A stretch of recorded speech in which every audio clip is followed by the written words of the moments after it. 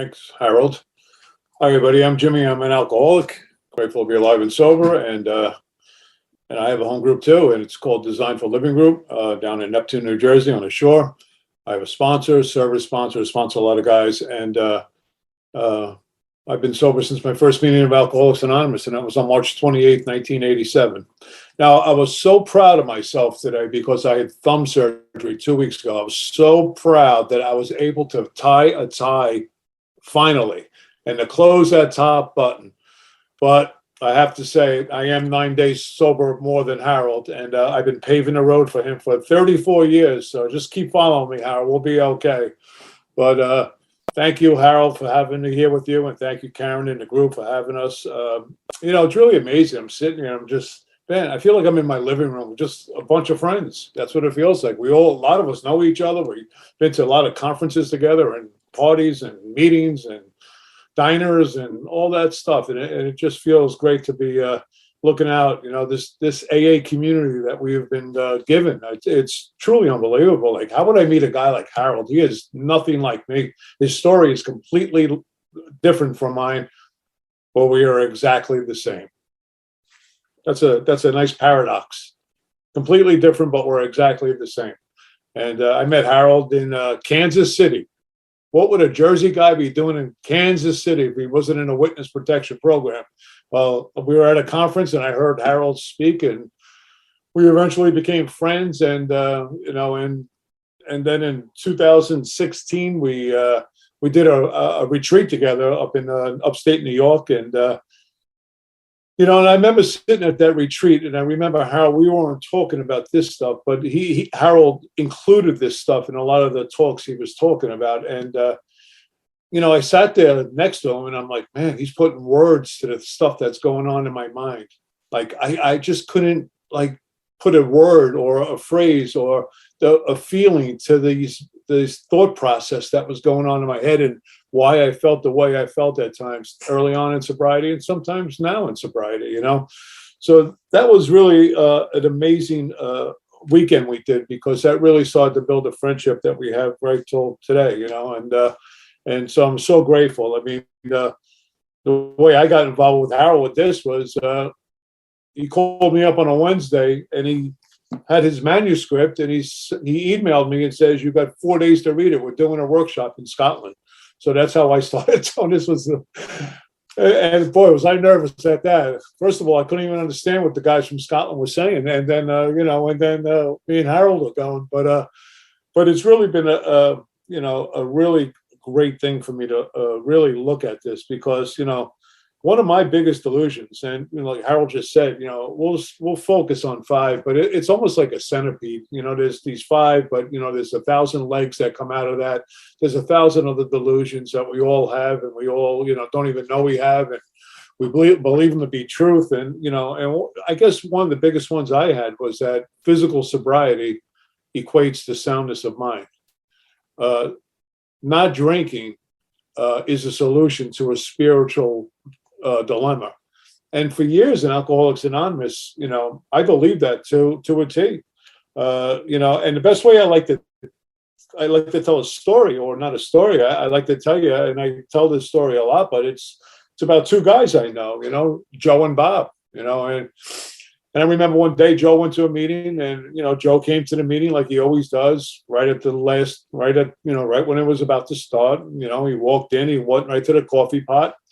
He started making a lot of noise around the coffee pot, complained that there was no milk left in the milk, all that stuff. You could hear him shuffling. He sits down in the last row, and the meeting opens up, and one of you fine folks starts to read how it works, and Joe starts complaining, or you could hear his breath because some of you guys were mispronouncing some of the words. As the meeting started and the introduction started to go on, when some of you guys said that you were an alcoholic enda, Joe got really upset because, this is just AA. You don't say you're anything else. As the meeting continued and the sharing started, and some of you guys just went a little bit long and talked about a lot of things that had nothing to do with anything. You could see the body language of Joe, and you could hear him huffing and puffing. At the end of the meeting, Joe got up, and he didn't get into that circle that we all get into and hold hands and say that prayer. He just went right to the threshold of the doorway of the meeting hall. And then when the meeting was over, he just looked in and said, "What a waste of time. I should have never gone to that meeting tonight." Now, Bob, on the other hand, Bob comes to the meeting like Bob always does. About an hour before, he does all the things that we do. We set up, we break down. I mean, puts out the literature, he makes the coffee. When the meeting starts, where's Bob? He's right up in the front row. When one of you guys starts reading how it works, Bob's eyes well up with tears because he's so grateful for what we have as a fellowship. When some of you guys start to share your names and who you are, Bob is so excited because he hasn't seen you in a while. He can't wait to talk to you after the meeting, and then when some of you guys start to discuss some of the things that are going on in your life, Bob's eyes are really welled up because he's so happy that you came back to Alcoholics Anonymous. At the end of the meeting, Bob does what Bob always does. He breaks down, he cleans up, he puts stuff away, says goodbye to everyone, and when he gets to that threshold of the doorway, he turns back and he says a prayer. "Thank you, God, for the fellowship of Alcoholics Anonymous, and thank you for my sobriety." And he goes home. Now, why I tell you that story is because Joe and Bob were at that same meeting when that happened. So the question always is, or the real the spiritual mirror is, who's sitting here tonight, Joe or Bob?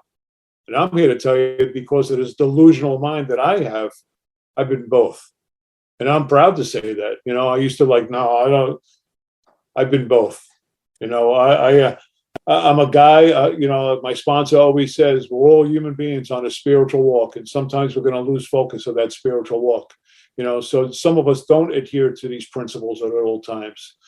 So it's been a while. It has taken me a while to see that when I'm in this delusional state of mind, especially with, the ones we're going to be talking about, what I don't see is how dark my life really gets. When I live in that thing in our head, our good friend that's on here now, he says it all the time. My alcoholism doesn't come in a bottle. It comes in my mind. And the crux of the problem is a thinking mind. And my mind will always bring me down a different pathway. My mind will always blame somebody for the way I feel. I mean, I always, a lot of you guys have heard me speak, and I always make that little joke when I start off. But, I was born perfect, and I was quickly handed over to these two character defects called mom and dad. So right from the get-go, I've been always blaming people. I've been blaming my parents, eventually someone, the first girlfriend, the boss, the ex-wife, the neighborhood. I mean, it's always been someone's fault for the way I feel inside. So this delusion, I'm not an alcoholic. Well, here's a question. What makes me think I'm not? I like to read something I read this morning, which I think really applies to today. Comes out of Daily Reflections. He cannot picture life without alcohol. Someday he will be unable to imagine life either with alcohol or without it. Then he will know loneliness such as few did. He will be at the jumping off place. He will wish for the end. Only an alcoholic can understand the exact meaning of a statement like this one. The double standard that held me captive as an active alcoholic also filled me with terror and confusion. If I don't get a drink, I'm going to die. Competed with, if I can't continue drinking, it's going to kill me. Both compulsive thoughts pushed me even closer to the bottom. That bottom produced a total acceptance of my alcoholism, with no reservation whatsoever, and one that was absolutely essential for my recovery. It was a dilemma unlike anything I have ever faced, but I found out later on a necessary one if I was to succeed in this program. So I think we all get to that place, or that jumping off place. Dr. Bob talks about that in his nightmare, being stuck between that rock and a hard place. I don't want to drink, but I need a drink. And see, I grow up with, like a lot of us, I grow up in that neighborhood. I grow up in that family. I grow up where the only requirement for membership in a neighborhood is 5 or more kids. There's always parties. There's always things going on. There's always king alcohol at every event that I'm at as a young child. And we hear that statement quite often, that alcoholism is a disease of perception. And the way I see drinking is that drinking equates to fun. Drinking equates to, problem solve. Drinking equates to freedom. And why I would tell you that is because I would watch the elders as they sat in my house or in the backyard or out on the front stoop, and they would have their drinks and they would have their beers. And what I would witness is, the magic that comes with drinking. How could drinking be a problem, right? It's fun. Look at my dad. Look at my uncles, But then there was those days, I had that guy dad too, like a lot of us. We all have those daddy issues. I have one of those guys too in my life, and he's a tough guy, and he's a rough guy, and he's a guy that, I feared growing up. And I internalized a lot of that fear, and I internalized all the insecurity and the fear that I had. More importantly, I internalized all the secrets that were going on in my family, because that's the kind of stuff that never left the house. So no wonder why when I come into Alcoholics Anonymous, I'm filled with all this darkness in my life, and I'm being driven by a mind that, I can't talk about this stuff. I've been programmed not to talk about the things that are going on inside me. So I drink over this stuff, and I just stay in the middle of that rock and a hard place. I don't want to drink, but God, I need a drink, And again, growing up in this family, and seeing the ease and comfort that comes at once by my dad, he would take a drink and he would be a different person. So how can drinking be a problem? The city I grew up in, there's a bar on every corner, and walking up to the bar, I would look in that bar, and I'm going to the schoolyard to play ball. But I'd look in that bar, and who do I see? I see you guys. You're playing pool. You're watching a ball game. Your girls are in there. Your girls are trying to pick up these guys. Again, disease of perception. The way I see alcohol, it's going to be a great thing. And I take that first drink at the age of 13 years old. As my friend Peter over here says, I stepped on a path that goes straight to hell, because over a 16-year period, I lost everything, But the problem was this: alcohol wasn't my problem. It was everything else was my problem. I'm not an alcoholic. I'm hanging with guys that are like me. I'm doing things with guys that are like me. I'm living this criminal activity like guys like me. I'm just living on the streets. I'm living this life that, the life we live, and I don't see anything wrong with it. I justify my drinking. I rationalize my drinking. If you had my life, you drink too. What's this have to do with alcohol? Alcoholic. That's a guy that's living in the dumpster. That's the guy that's, under the bridge. I mean, I have this deluded thinking of what an alcoholic looks like when I really don't even know what an alcoholic looks like, and my life just gets worse and worse and worse, and I don't even understand why my life is getting worse. It was so important to never leave a party. I know that sounds ridiculous. It was so important never to leave the bar, never to leave a party, no matter what. I remember once we were at this place called Roosevelt Stadium. You guys in Jersey might remember that place. It was a small stadium in Jersey City, and it was like a 25,000 venue. They had concerts and minor league baseball, and we used to hang out down there right on the Newark Bay. I mean, we used to swim in the Newark Bay. That's why I lost my hair. But we used to hang out down there, and and I'll never forget this day. I was loaded, and I leaned back laughing, and a bottle went right through my back, and I was gushing like a pig, and there was blood everywhere. But I wasn't going to leave that party because I might miss something. That sounds so delusional. With an alcoholic, does an alcoholic do those kind of things? Well, apparently I did on that day. And then the next day when I was gratefully, woke up in a pool of blood. I mean, I had to go to the hospital the next day, but that's just, a million and one stories like we all have of the insanity of the thinking mind that says, there's not a problem here, just keep drinking, and over those years, I'm the guy that has tried everything to fix my internal condition. And I don't know what that internal condition is. But I think there's something out there that could fix me in here. Now, I'm walking around with all this anger. I'm rageful at everything. I have a resentment. I'm afraid of everything, but I'm a street guy. I'm not going to tell you all that stuff. So again, I internalize my emotions, and I don't share the way I feel. And, so what happened to me was, being a double-edged sword guy, I decided to get married because I think getting married will solve my problem. And 4 months into the marriage, I walk out of the marriage. I walk out of the marriage because drinking's more important than being a married man, being a friend, being anything. I don't understand words like responsibility. I don't understand words like trust and affection. I don't understand that word intimacy that you guys talk about. I'm a raging alcoholic, but I don't think I am. So I blame her for the marriage. I blame my parents. I blame anyone. I blame everyone for the way I feel deep down inside. I can't take stock honestly. That's why most of us have trouble when we come to the program and we're asked to do a 4th step. I can't look at that stuff. Can't we just pull a blanket over it and just hide it away? But here I am, and I'll never forget, it was the Super Bowl 1986. The Giants were playing the Super Bowl. New Jersey was completely crazy because they were in the Super Bowl. And I remember walking into a bar and I had this hearing. I got this job. I don't even know how I got this job. And I was working for this company and they were going to fire me the day after the Super Bowl. Now I go to the bar and again, the mind says, just drink soda and you'll be okay. What I don't see is the power of alcoholism. Because my mind was standing in the bar that day and I was standing behind a couple of people. And as I was ready to get my 27th club soda, I saw the bartender put probably a 50-cent tap beer down, which was about 8 ounces in front of me or in front of the guy that was in front of me. And I looked at that beer and I said to myself, how can that hurt me? And I ordered a beer. See, I had no idea about the first drink. I had no idea. I thought that was the most ridiculous thing I ever heard when I came to Alcoholics Anonymous, is that the first drink gets you drunk. But here I take that first drink and I go on an all-night run where I show up the next morning at this hearing.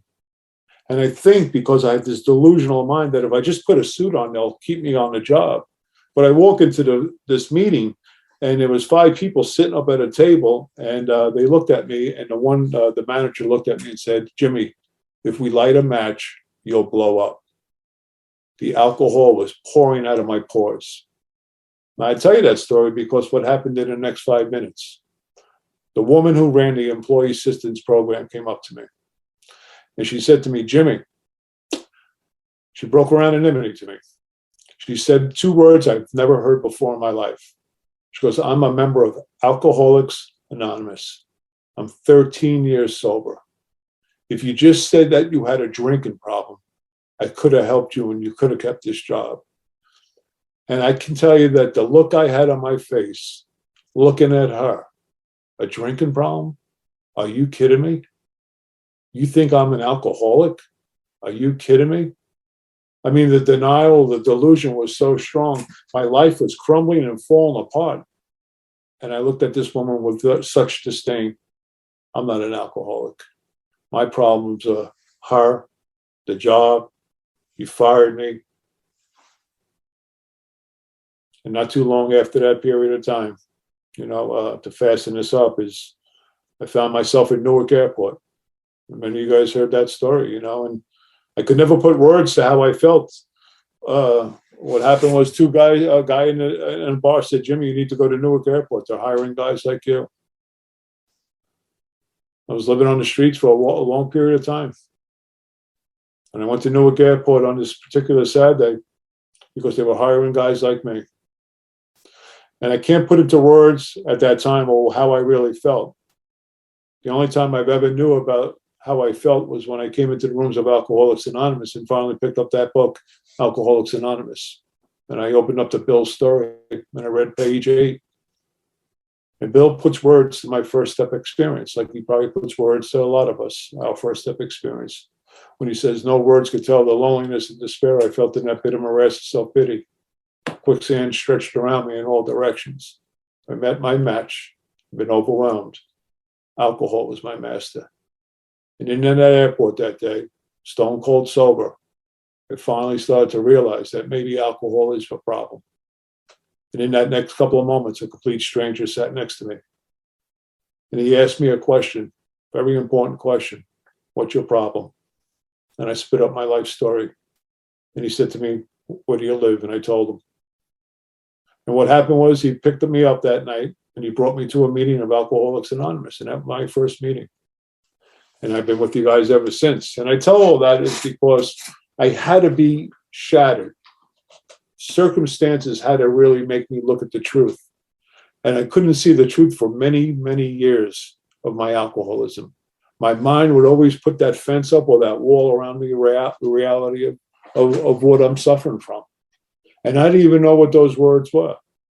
But looking back, man, how was that smashed? How was that thought process that I'm not an alcoholic smashed? Well, for most of us, it takes a couple of events. It took me a couple of events, walking out of that marriage, losing contact. I mean, living on the streets, losing contact with my family, being at that airport, and then eventually, finding out the truth of what I'm really up against.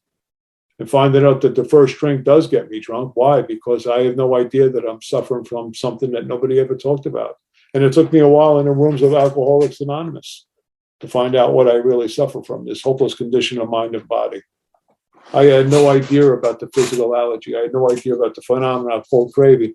I didn't know that I had this obsession, an idea that's so strong it overcomes all other ideas. I didn't know any of that stuff.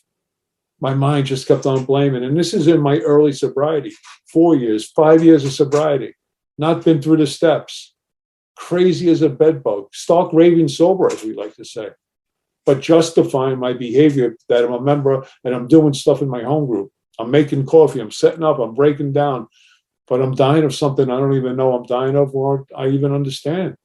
And that's untreated alcoholism. My mind wouldn't allow me to look at that stuff.